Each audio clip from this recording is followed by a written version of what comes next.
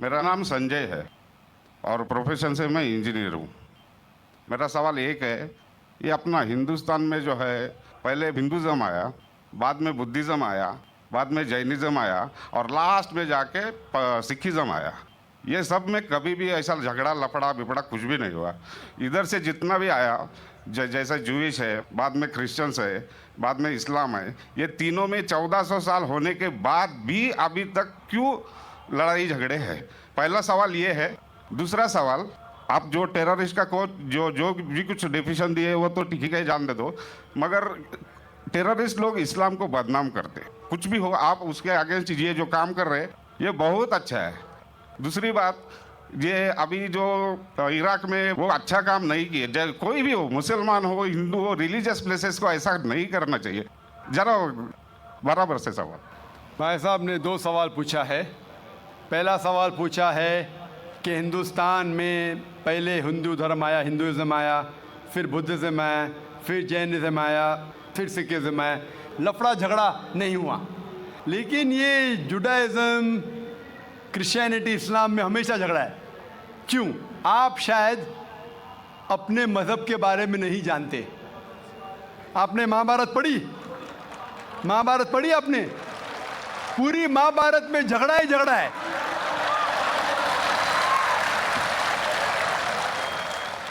बाकी मज़हब के नहीं, अपने आपस में। अगर आप पढ़ते महाभारत, जो एक स्मृति है जो मैं पढ़ चुका हूं, उसके अंदर कजिन्स, रिश्तेदारों के बीच पांडव 5 और कौरव 100 झगड़ा होता है। महाभारत में झगड़े के बारे में जितने वर्सेस है, कुरान मजीद से कई गुना ज़्यादा। अगर गिनेंगे हम, कुरान मजीद गिनेंगे कितने वर्सेस है, महाभारत में कई ज़्यादा है। और जब आप भगवत गीता पढ़ते हैं, भगवत गीता महाभारत का एक हिस्सा है, 18 चैप्टर्स है।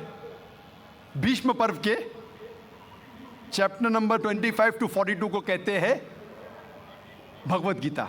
और भगवत गीता सबसे ज़्यादा पढ़ी जाने वाली किताब है हिंदू मज़हब में। और यहाँ ये भगवत गीता श्री कृष्ण राय दे रहे, सलाह दे रहे, सजेशन दे रहे, एडवाइस दे रहे अर्जुन को। जब आप पढ़ते Bhagavad Gita chapter number 1 verse number 45-46, Arjun जंग के मैदान में अपने हथियार को ज़मीन पे रखता है और कहता है श्री कृष्ण से, मैं जंग के मैदान में निहत्था मरना पसंद करूंगा बनिस्बत अपने रिश्तेदारों से लड़ूं। ये कहता है, आपने पढ़ी होंगी। उसके फौरन बाद चैप्टर नंबर 2 वर्स नंबर 2 और 3 में श्री कृष्ण कहते हैं अर्जुन से, अर्जुन तुम इतने बुज़दिल कब से बन गए? तुम नपुंसक कब से बन गए? How have these impurities come in your heart? How have you become important? वो कहते हैं कि क्षत्रिय का धर्म है लड़ना। फिर वर्स नंबर 31, 32, 33 में कहते हैं, वो क्षत्रिय खुशनसीब है जिसे लड़ने का मौका मिलता है। अगर आप लड़ेंगे तो आप स्वर्ग में जाएंगे, लड़ेंगे नहीं तो स्वर्ग में नहीं जाएंगे। कौन कहता है? श्री कृष्ण एडवाइस देते हैं अर्जुन को। अगर मैं कहूँगा कि आपके श्री कृष्ण कहते हैं कि रिश्तेदारों का कत्ल करो, ये शैतानी हरकत है। अगर मैं कहूँगा कि आपके हिंदू मज़हब की किताब में सिखाया जाता है कि रिश्तेदारों का कत्ल करो, ये शैतानी हरकत है। वो हिंदू मुझसे कहता है लेकिन ये जंग है हक और बातिल के दरमियान। मैं बोला कुरान मजीद में भी वही लिखा है, हक और बातिल के दरमियान। मैं जानता हूँ हिंदू मज़हब में ये नहीं लिखा है कि रिश्तेदार कत्ल करो, लेकिन हक के लिए लड़ना भी पड़े, नो प्रॉब्लम। चाहे वो आपके रिश्तेदार हो, चाहे वो आपके वालिदैन हो, नो प्रॉब्लम। तो ये श्री कृष्ण कहते अर्जुन से।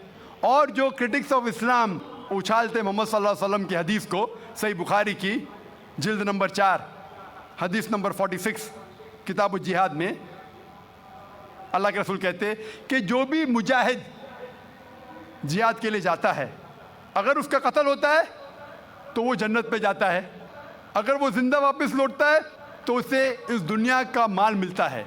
अक्सर क्रिटिक्स इंक्लूडिंग अरुण शूरी इस हदीस को उछालता है, कहते कैसा मजहब है, लड़ने को कहता है, मर जाते लड़ाई में तो जन्नत मिलती है, वरना इस दुनिया की दौलत।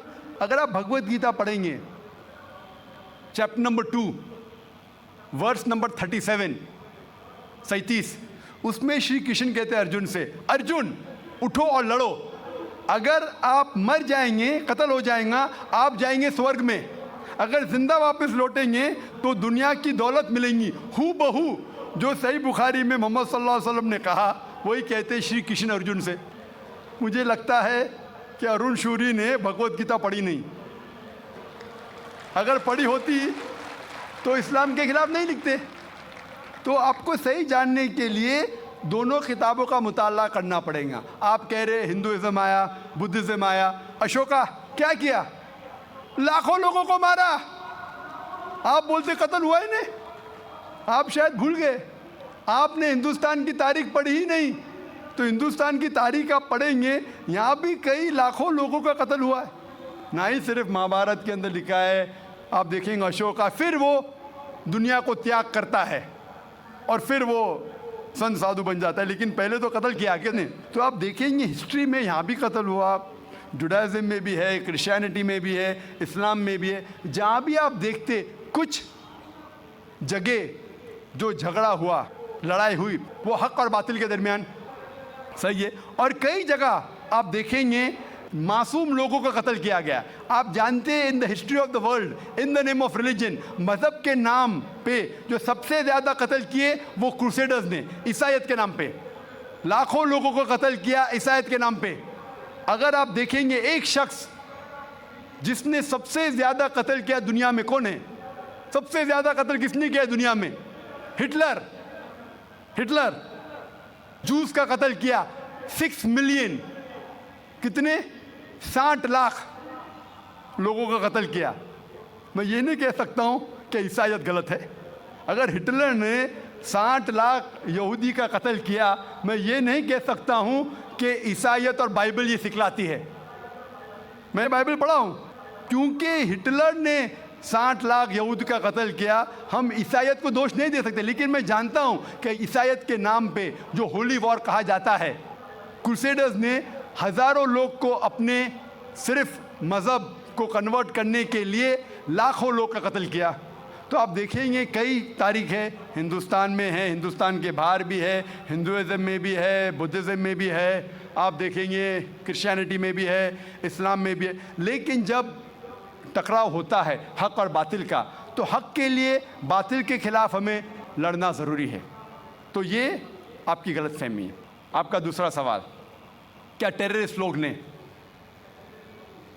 कुछ टेररिस्ट लोग ने इस्लाम को बदनाम किया है, और आपने कहा कि हम अच्छा काम कर रहे हैं, हक को फैला रहे, अमन को फैला रहे। आप कहते हैं, कुछ हद तक सही कहते, जैसे मैंने कहा कि जो मीडिया जिसे टेररिस्ट कहती है, वो टेररिस्ट कौन से टेररिस्ट है वो हमें जानना ज़रूरी है।